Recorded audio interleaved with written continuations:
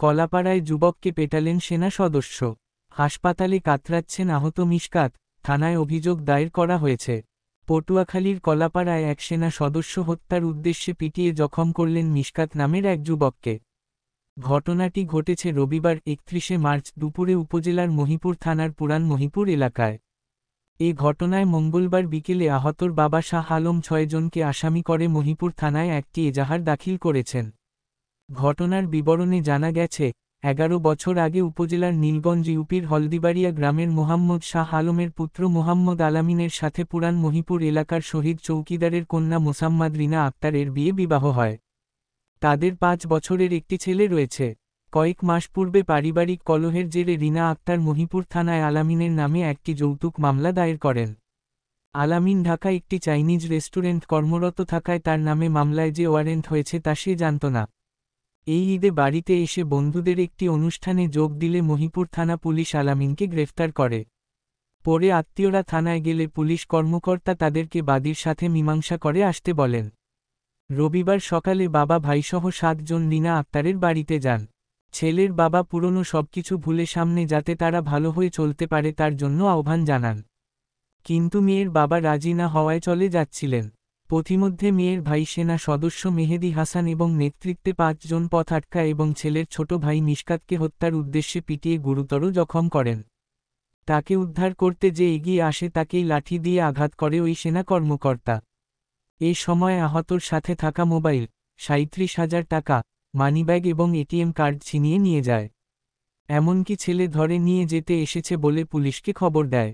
মহিপুর থানার পুলিশ এসে আহতকে উদ্ধার করে চিকিৎসার জন্য কলাপাড়া হাসপাতালে পাঠান। হাসপাতালে চিকিৎসাধীন মিশকাত তার শরীরের বিভিন্ন অংশে আঘাতের চিহ্ন দেখিয়ে বলেন, এভাবে কোন মানুষকে কেউ পিটায়? পুলিশ সময়মতো না আসলে ওরা আমাকে মেরাই ফেলত। মিশকাতের বাবা মোহাম্মদ শাহ আলম বলেন, আমি সামনে গেলে আমাকেও আঘাত করে।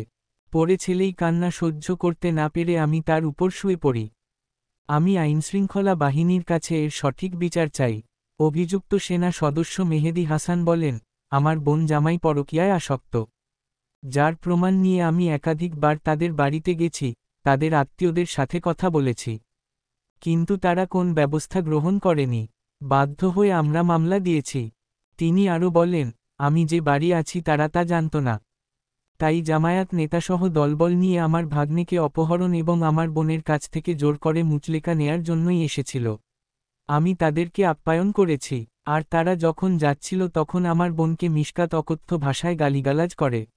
বোনকে মারতে গেলে তখন গ্রামবাসী এবং আমি তাকে উদ্ধার করতে যাই, যার পরিপ্রেক্ষিতেই এই ঘটনা ঘটেছে। মহিপুর থানার ওসি তদন্ত অনিমেষ হালদার বলেন, খবর পেয়ে তাৎক্ষণিক ফোর্স পাঠিয়ে আহতকে উদ্ধার করা হয়েছে। লিখিত অভিযোগ পেয়েছি, তদন্ত করে পরবর্তী ব্যবস্থা গ্রহণ করা হচ্ছে।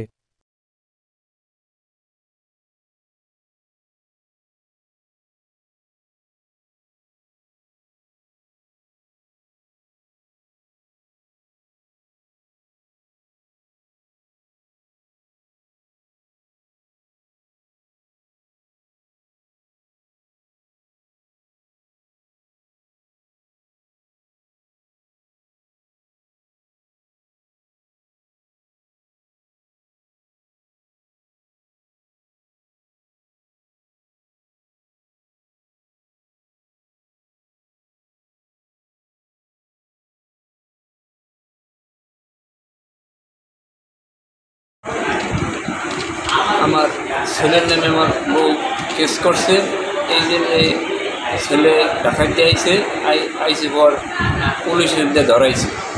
তাই ছেলের কান্না দেখে পরে আমি ছেলের বউর কাছে গেছি যে দেখি এটা সমাধান করতে পারি কিনা। গেছি পরেই এরা প্রথমেই উচ্চবাচ্য কইছে, আমরা কিছু বলি নাই না বলনি। যেই আমি রাস্তায় উঠছি ঘর সালাবো তো মার দিয়েছিলাম ঘরে বাই দিলে অসুবিধা।